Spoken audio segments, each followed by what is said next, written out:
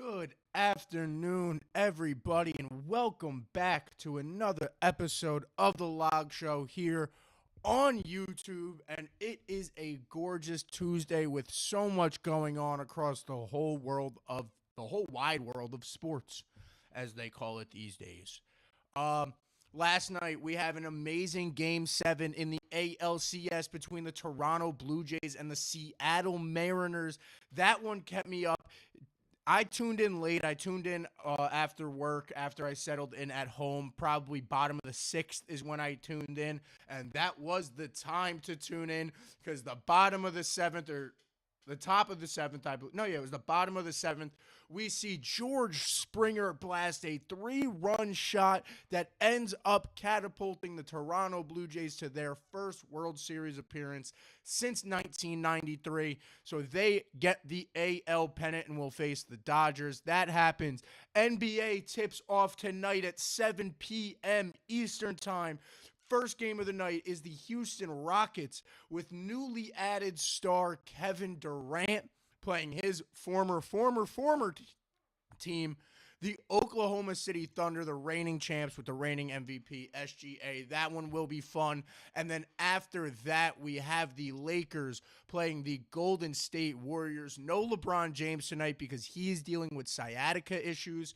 So that'll be always a fun one to watch as Steph Curry and the Warriors get to start their season tonight as well. Knicks start their season tomorrow. St. John starts the season soon. So college basketball is back in action, is in full swing right now. Well, not right now, but is about to be in full swing for the season. So I can't wait for that.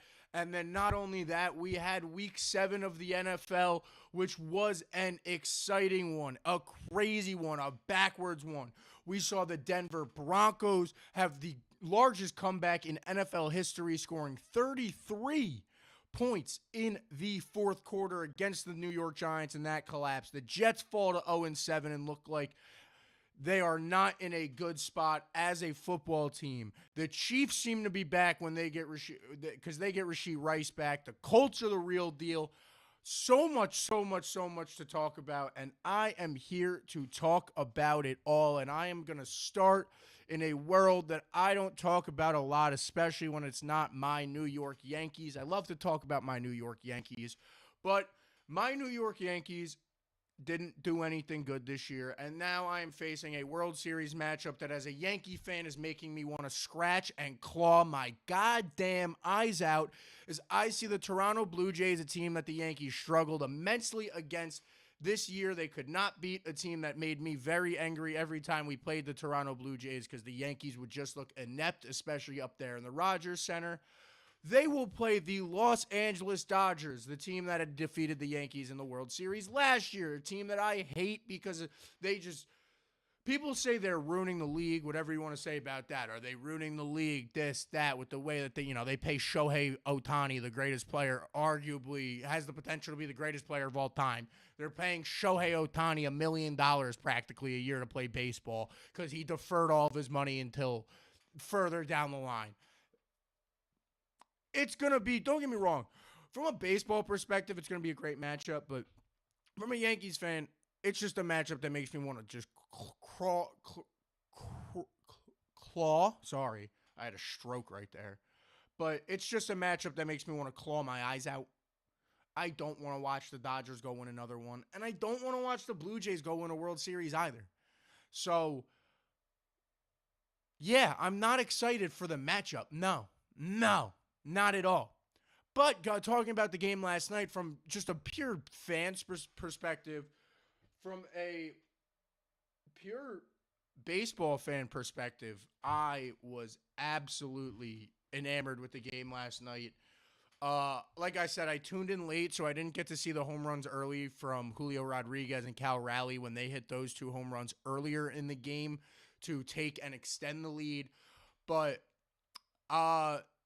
as someone who's not even a crazy baseball fan, I know what George Springer's like, especially in October. George Springer is one of those guys that He's up there. I think he's he's up there all time with postseason home runs, clutch moments after clutch moments when he was down there in Houston and became such a hated player by me and other Yankee fans with that whole scandal that happened down there. But since George Springer is one of the very few players who was on that Astros team that has come out and since been remorseful about the situation, so I'll give him that. And I know the clutch ability that he has, and I said it to myself last night. I go, if George Springer hits a home run here, I got to talk about this game tomorrow. Like, it was not in my original plans. I do not have a whole lot about, a World Series preview because, like I said, if this was the matchup, also I'm not a huge fan of the Seattle Mariners either. So there was no real World Series matchup that stood out to me that made me want to watch, made me want to do, just nothing really stood out for me there in that standpoint to talk about it. But I go, if George Springer hits a home run here in the bottom of the seventh, like that's a moment that people are going to play for a very, very long time, especially with the whole situation of, this is the first time Toronto's made a World Series since '93. You got the whole Vladdy situation there where he's connected through his whole entire life through that franchise or through Canada. On paper, is them to a soon because I know it comes out. I don't know when it comes out, actually. I don't know if it's a post-World Series thing or a pre-World Series thing like the NBA. But I do know that I will say makes this whole Aaron Judge versus Cal Raleigh AL MVP situation a little more interesting, a little more heated because both teams end up losing to the Blue Jays in a the Yankees don't force that Game 5 that everyone wanted. So Toronto did do an easier job with the Yankees, but you could also argue Cal Raleigh has Julio, has better pitching, with Logan Gilbert and all that. Brian Wu was having a solid postseason in the 3 innings he pitched, and then they take him out, and you see what happens. Springer just, that baseball, 550 feet. I made that number up. I'll say it right now. I made that number up. I have no idea how many feet the home run was. But it was a no-doubter. He bombed that baseball, George Springer. He knew off the rip of that bat. You saw the way he celebrated that ball was going to be gone to left field, and he did it. A huge moment for the Toronto Blue Jays. Congratulations to them on the AL pennant. And to see this World Series, it's a real test. A lot of people, a big conversation right now in baseball, and especially if the Dodgers win going into this offseason for the MLB, is going to be salary cap. Do we need to add a salary cap so that a team like the Dodgers or a team like the Yankees and the Mets and all these teams that have these high payrolls in baseball don't just control the league? That's what people don't want to see. Now, I think a big argument against salary cap is going to be the New York Mets because you're going to say, well, that team had the highest payroll in baseball, and they didn't even make the playoffs. They had a crazy collapse. So, you have a lot of cool situations. I won't say cool. You have a lot of interesting situations as this World Series unfolds, as the offseason will start to unfold for the MLB post-World Series. If the Dodgers win, there'll be a lot coming up in that collective bargaining agreement, a lot coming up in those owner meetings for the baseball. But nonetheless, we are in World Series season. We are in sports equinox season as basketball starts tonight. So, on Monday of next week, a week from yesterday, we will have all 4 sports in action on that day, as we will have Monday Night Football, we will have basketball on that Monday night, we will have hockey on that Monday night, and we will have World Series Game 3 on Monday night. So we are at sports equinox time, and with that, not only is there baseball, that means tonight, like I just said, there is basketball. And I know I talk a lot about football, and over the past years, if you guys have been close friends with me or watched people who have watched shows, maybe gone back and watched older episodes, I have gotten really into basketball over the past few years. It's a fun sport to watch, man. It's high scoring, it's high paced, and it's fun when your team is good. I was a Knicks fan my whole life. I've been a Knicks fan growing up. The Knicks were not fun to watch when Emmanuel Mudiay was the starting point guard. When Frank Ntilikina was drafted that year. There was a lot of times with the Knicks, you had Lou Edmondson getting minutes. Those are times I don't miss as a Knicks fan. I love times now. You see the Lynn jersey. That was what we were living for as Knicks fans back in the day. And now it's fun. My basketball team's good. And not only that, so is my alma mater on the college sense, where we have St. John's ranked number 5 in the preseason poll. And I can't wait for that season to get started. On the note of St. John's, they had Big East Media Day today. So all that news came out. I haven't been able to watch any of the clips yet of Pitino and stuff like that. I was doing a lot of football research this morning, but I'll be watching all of those after the show today to see the energy in that locker room this year, as there's a lot of turnover there. You only have 4 returning players for St. John's this season. You have Zuby Ejiofor, the reigning Big East Player of the Year. You have Sadiq Abin Ayu. You have Sadiku, who Sadiku was a huge role player, especially towards the end of the year last year for St. John's. You have Lefty. Lefty's coming back. You have Lefty and Ruben Prey.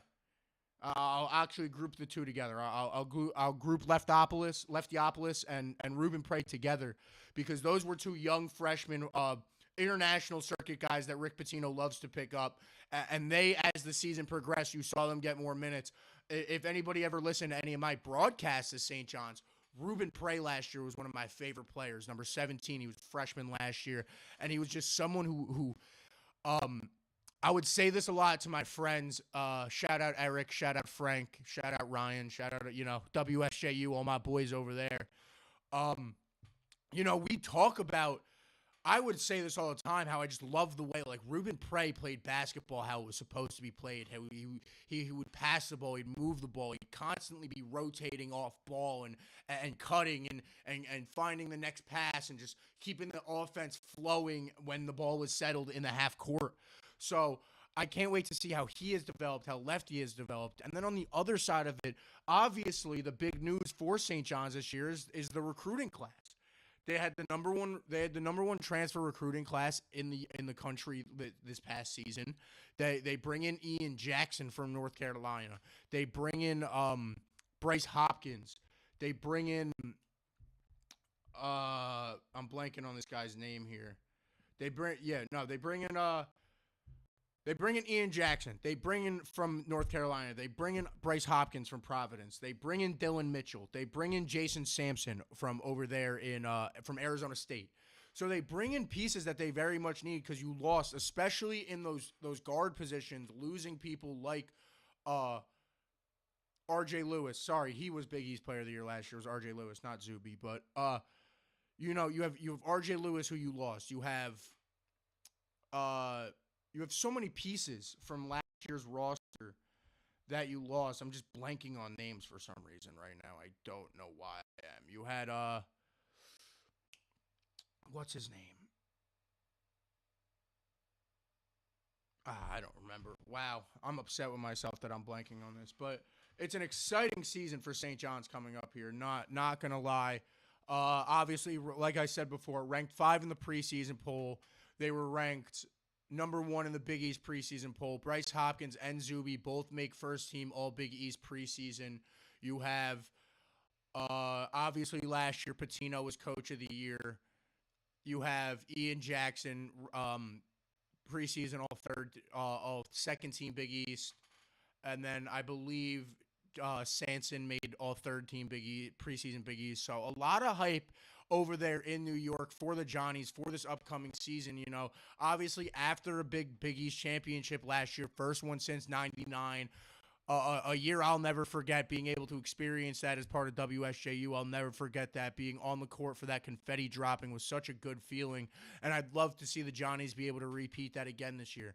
They took a step up in schedule as well, which will be a challenge as the roster steps up. You have a lot of top 25 matchups this year. You're playing a good handful of blue bloods and teams that have been good over the past couple years, like Alabama and Kentucky and Iowa State.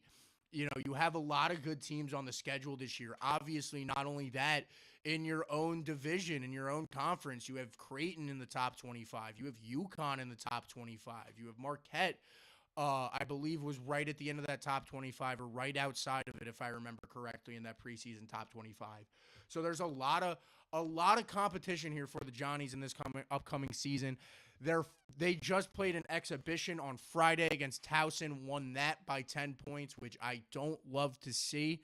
But then, the season kicks off on November 3rd against Quinnipiac. Then you have game 2 on November 8th against the Alabama Crimson Tide in MSG. As you get the Carnesecca opener against Quinnipiac. That should be an easy win. That should, get a lot of hype for that real opener, that MSG opener against Alabama. That a lot of people are going to be there for. The Garden will be packed Saturday, November 8th for that game against Alabama for the MSG season opener. And I can't wait.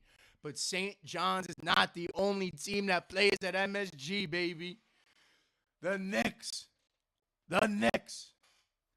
Reading ESPN articles, they have the Knicks with like a 98% chance of making the playoffs this year. Obviously, there's a lot of high hopes for the Knicks after losing in the Eastern Conference Finals last year to a Pacers team that many felt was very beatable for the Knicks, and a path to the finals is still very much alive for this New York Knicks team with Jalen Brunson, Karl Anthony Towns, and all of that. Obviously, the biggest thing that everyone is looking at going into this year for the New York Knicks is there's no Coach Thibodeau anymore. We are now on to the Mike Brown era for the New York Knicks. So to see how possibly for the New York Knicks this year, in that first game tomorrow against Cleveland at 7 o'clock, it's how different is this team going to look? We're very used to over the past few years of these Thibodeau teams where we're seeing, Mikal Bridges last year at 42 minutes per game. Jalen Brunson at 38 minutes a game. OG Anunoby getting run until he gets injured. Mitch Robinson with the same thing. So to see how Mike Brown incorporates a bench this year with Landry Shamet, with excuse me. But yeah, to see how Mike Brown possibly incorporates the bench this year with, like I said, with players like signing a Jordan Clarkson, Landry Shamet, Tyler Kolek to see if he could get going. Deuce McBride. You have you got Gershon Yabusele, who was great in Sacramento, and I believe he was in Phoenix last year, if I remember correctly. But obviously, such high hopes for the Knicks this year. Stephen A. Smith today on First Take. Obviously, Stephen A. being Stephen A., he goes, I'm taking the New York Knicks to win the NBA Finals this year. It's blasphemy that anybody would think otherwise because, they're the New York Knicks. That's Stephen A. being Stephen A., and I'm all in for it. I'm buying into all the hype of that New York Knicks team this year. Jalen Brunson and Karl Anthony Towns have to pick. That is what I need to see more. And with the pickups of Gershon Yabusele, hopefully more minutes for a player like Mitchell Robinson with Karl Anthony Towns at the same time on the floor. I want to see stuff like that. Like I said, Yabusele able to play the 4. OG Anunoby.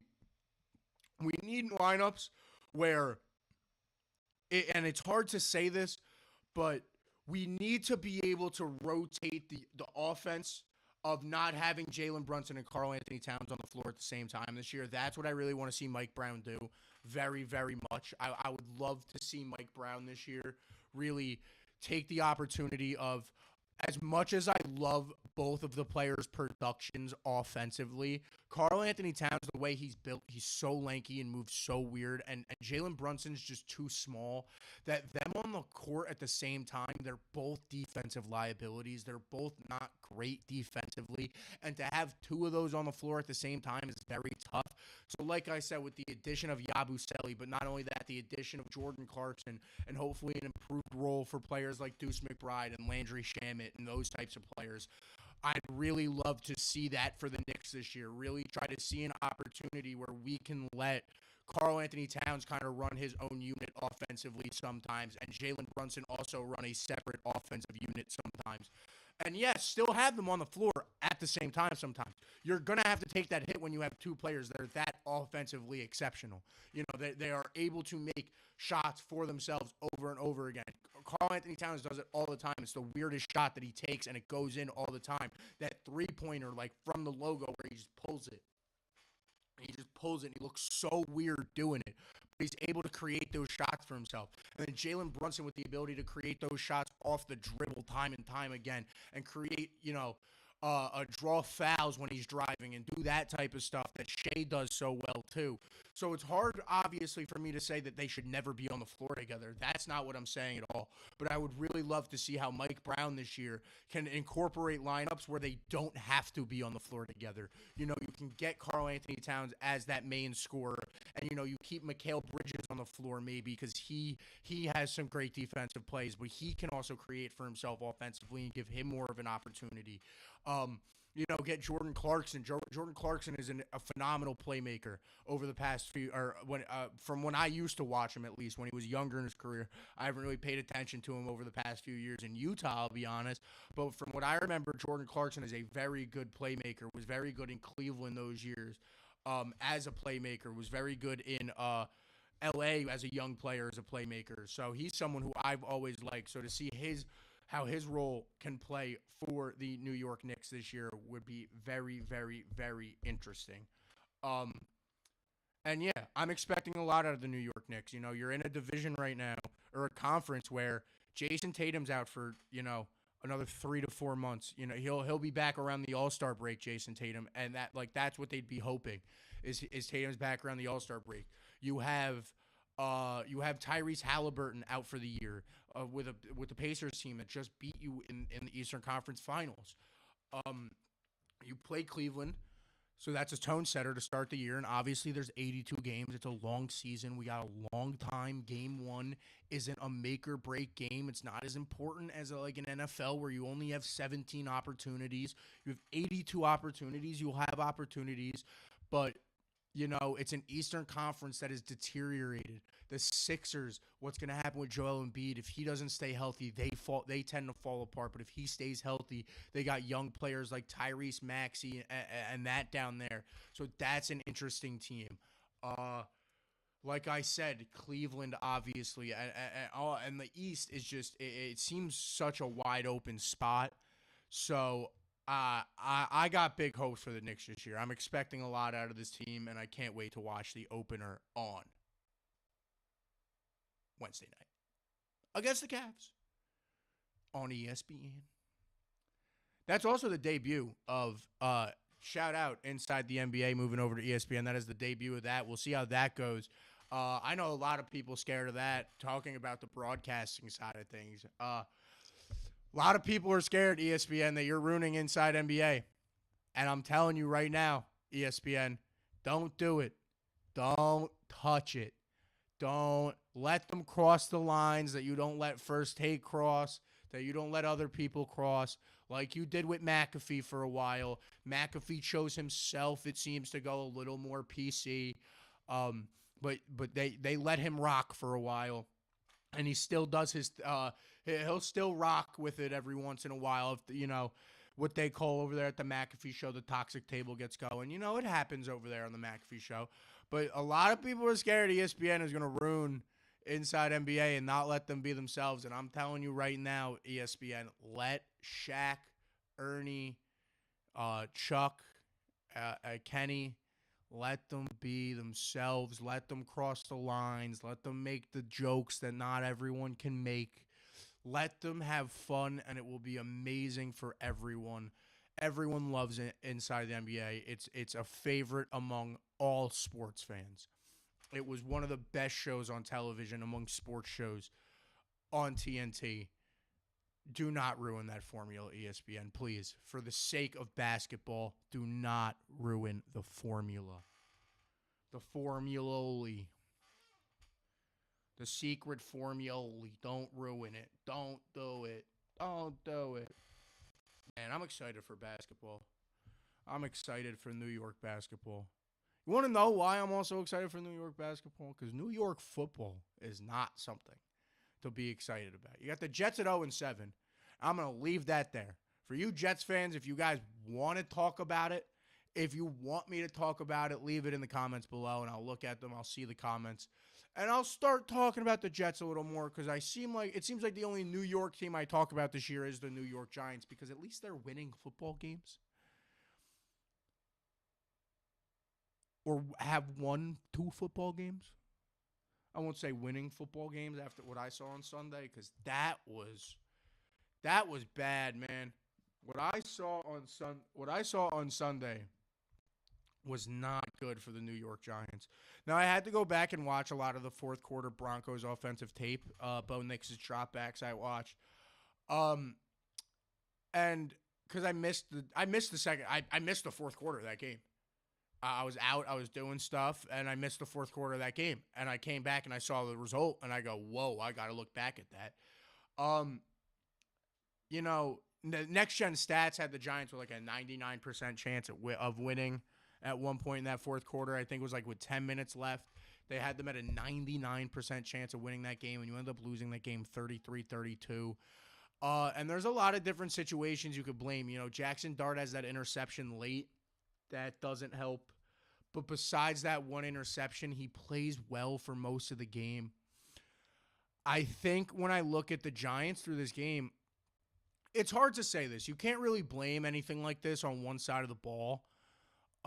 Especially a collapse like that, it's hard to blame just Jackson Dart, just the offense, just the defense. As much as it looks like you should blame straight up the defense right there. You give up 33 points. I feel like you should straight up, people feel the need to just straight up blame the defense there. But, I think you saw that was a collapse of all three phases of the New York Giants in the third quarter. You have two missed extra points and then the missed 2-point conversion for the Giants. If you hit all three of those, even just as extra points, you have 35 points. You obviously you win that football game if you just convert extra points. So special teams plays a huge part in that. The offense slowed down immensely late. Let that Denver Broncos defense really stepped up late for against the New York Giants. Like I said, caused that late turnover on Jackson Dart, where wasn't that it was just an overthrown ball. He was rushed and he tries to force a pass and it's overthrown. That happens with young quarterbacks. It's not a great decision it's not a great throw by Jackson Dart by any means. But and then defensively, the Broncos, they had a game's worth of yards in the fourth quarter. They had over 200 yards in the fourth quarter. Bo Nix has 4 total touchdowns. And it was like the pass rush just stopped getting there. You couldn't get to the quarterback in the fourth quarter. Not only that, it was just an absolute collapse for the New York Giants. It's not a good look. Obviously, it's not a good look. Where you go from there, I don't know, man. Film yesterday was tough, obviously. And, you have an opportunity this week. The Eagles. That's scary, but so was that same matchup on a short week after you just had 5 turnovers against the Saints, and you ended up beating the Eagles. Now it was a home game. Now you got to travel into Philadelphia. It's a lot different of a situation. Philadelphia finally got back in the win column, but they don't look great either. They're 30th in the league in rush offense. You have Saquon Barkley. Their offense has just been hope that Jalen Hurts and Devontae Smith can go off. That's been that whole offense. It's a very weird-looking offense for the Philadelphia Eagles this year. So you have an opportunity in a divisional game of the New York Giants to bounce back and hopefully look good, because you can't, a collapse like that is really bad. Obviously, I'm just saying obvious shit right now, where I'm saying that the collapse is bad. You gave up 33 points in the fourth quarter. Obviously, it's bad. I don't know why I keep saying it. I sound like an idiot, honestly, but I keep saying it. But you have to bounce back. You have to play well. You can't. You got to at least compete with Philadelphia this week. Because, after a big win against Philadelphia two weeks ago, you now run into this situation where you can surprise them again. They're gonna be coming for blood, so it's gonna be tough. But Dable is still very much on the hot seat, even though we have Dart playing well and everyone in the area and everyone who's a New York Giants fan is very. They're very hyped right now. The excitement's through the roof. I was even saying it with my manager yesterday while I was at work. There's never been excitement like this for rookies for the New York Giants ever before. It's nothing I've ever really seen before. Like, I've never seen hype like this for a Giants player in general since, like, OBJ, but even that was later. Like, that wasn't as soon as OBJ started. Like first game, there was all this hype behind him. Like, there's been for Dart and Scattaboo. But that makes you forget after you get these big wins against against the Chargers, and then you lose to the Saints, and that looks bad. And then you get a big win against Philadelphia, and then you have the worst fourth quarter collapse in NFL history. Dable's job is still on the hot seat. And if you come out this week and now you get blown out by an Eagles team that you at least had a close win with 2 weeks ago, and now you come back, let them get vengeance with Brandon Graham coming back, and them trying to get that pass rush back going, trying to get this rush game going. The Eagles are trying to have a breakout game that really gets the stuff where they're almost looking like the Chiefs did last year, where they don't look like They don't look like the reigning Super Bowl champs right now, the Philadelphia Eagles. They don't when you watch them. Saquon Barkley is averaging under 4 yards under 3.5 yards a carry right now. They're averaging under 90 rush yards a game right now. They're relying on a Jalen Hurts pass game that people time and time again try to tell me he's not good at throwing the ball, is what people try to tell me. And they seem to be winning the games with that. And if you could get Saquon Barkley going and get that offense that we saw last year out of the Philadelphia Eagles, it's a big part of the game. A huge example of that side of the game right now is the Indianapolis Colts. The Indianapolis Colts are a team that are 5-1. That team's the real deal, man. To transfer over to that, to smoothly transfer over to that and stop talking about the Eagles and the Giants and all this. The Colts are the real deal right now, man, and that's because of the absolute weapon that they have in Jonathan Taylor back there and the way that he is able to really get going. He leads the league in rush yards. He leads the league in yards after contact. He leads the league in touchdowns. And not only that, because of that, the Colts are able to lead the league in a play action rate. Daniel Jones is right now. Daniel Jones is sitting at 5th in yards, 16th in touchdowns, 5th in completion percentage, right? That's because, like I said, they are first in play action rate this year. They're a team that is using this weapon of Jonathan Taylor. The teams, you got to load the box. And it's such a weapon because you open up this play action game. You open up the pass game when you have a weapon like Jonathan Taylor back there, that you're able to run all these plays under center that they do. You're able to run all these plays out of shotgun that they do, that you run a ton of play action plays, and the defense has to react to it. They don't have an option. When you're playing the Colts this year, you don't have an option but to react to the run because of the way that Jonathan Taylor is playing. And with that, not only do you have to obviously react to the run, you have to deal with Jonathan Taylor.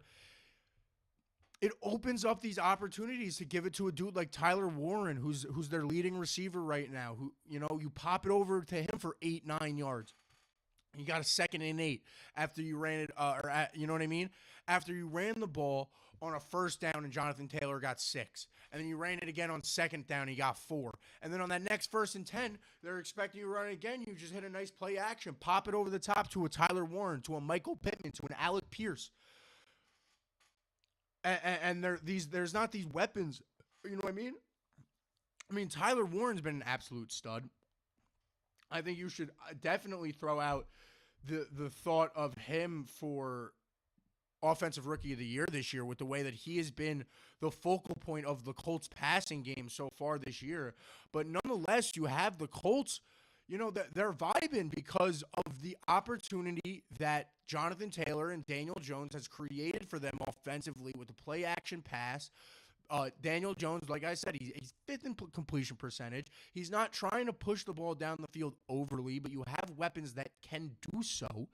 You have a tight end who has thrived as one of the, who looks like already one of the best tight ends of the, you know what I mean, in the league.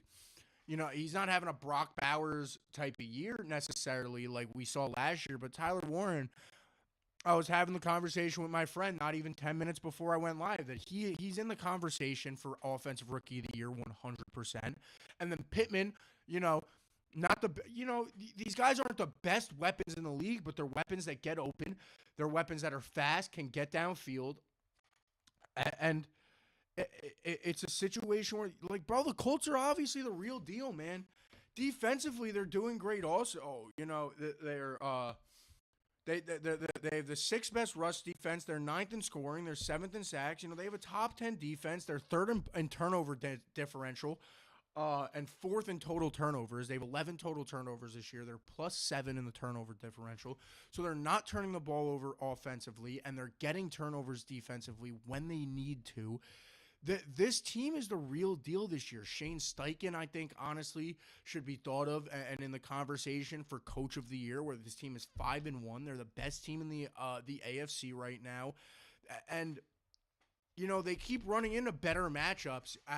They started the year off with not so many, you know, great what seemed to be on paper at least difficult matchups. When I try to get here, you know,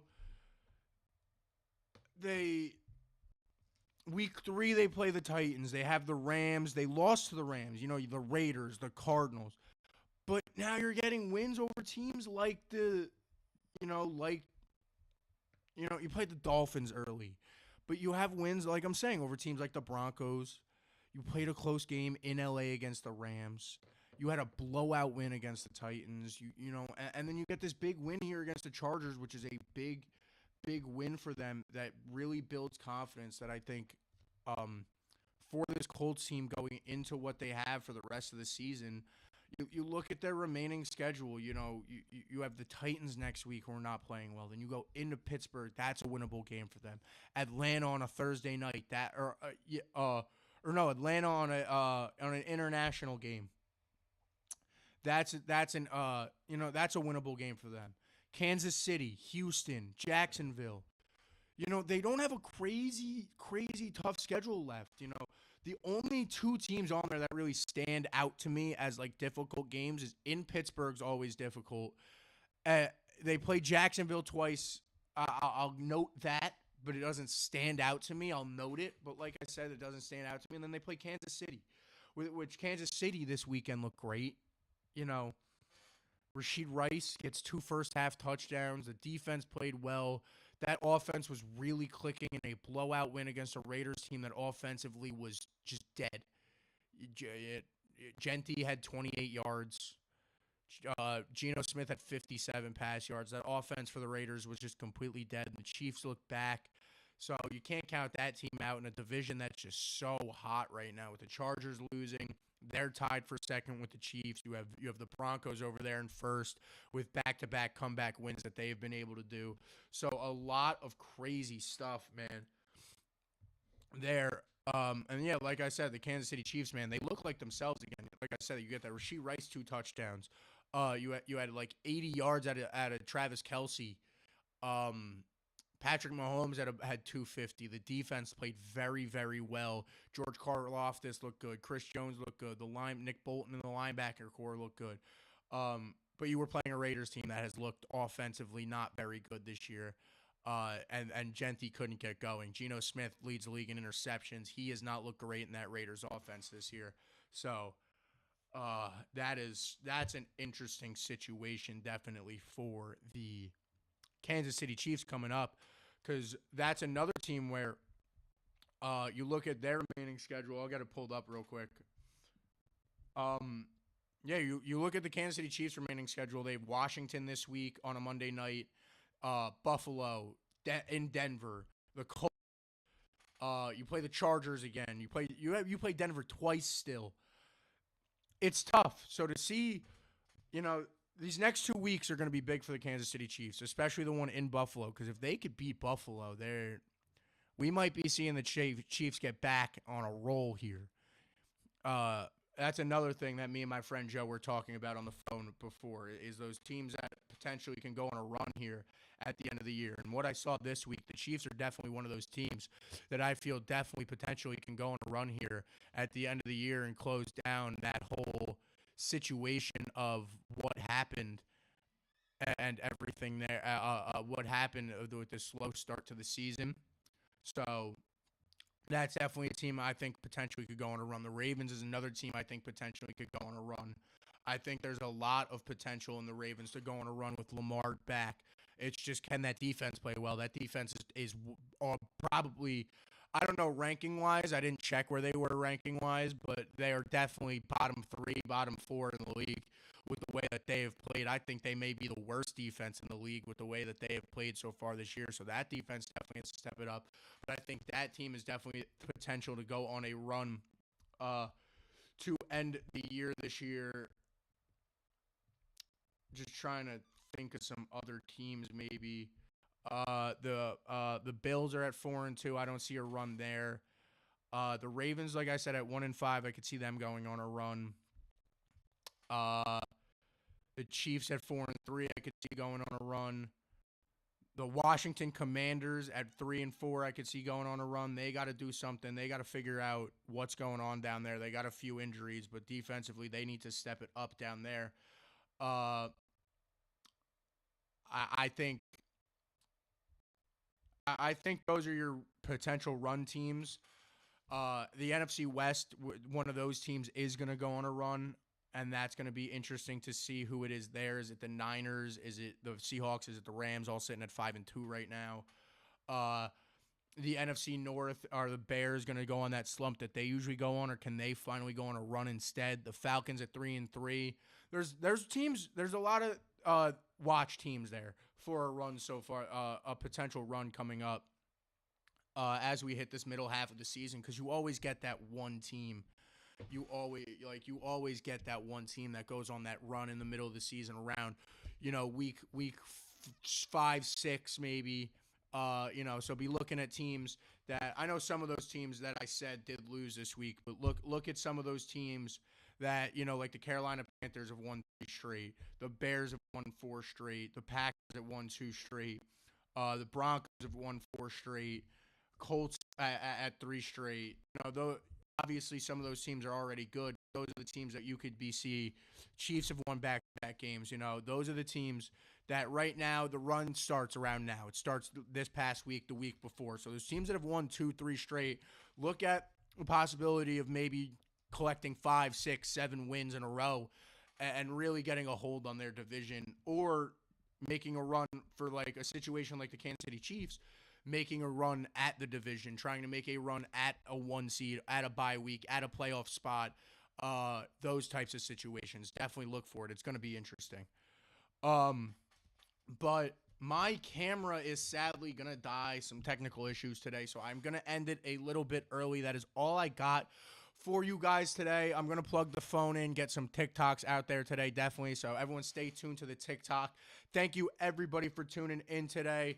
I can't wait for this week upcoming in sports. For a sports fan, it can't get better. We got the World Series, NBA tip-off, NFL Week 8, NHL's in full swing. So there's something for you to watch. If you want to watch sports, there's something for you to watch at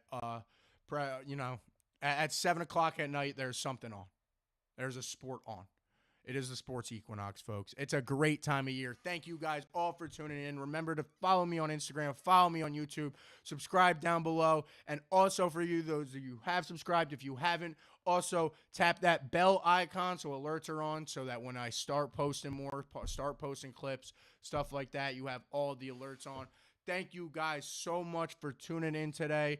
If you're tuning in late, obviously the streams stay up. Feel free to watch at any time. Always go back and re-watch if you want. For those of you who tune in after, I always appreciate you guys too, even though you're not there in the chat live with me. But thank you guys again so much for tuning in. I will see you all next week. Peace out.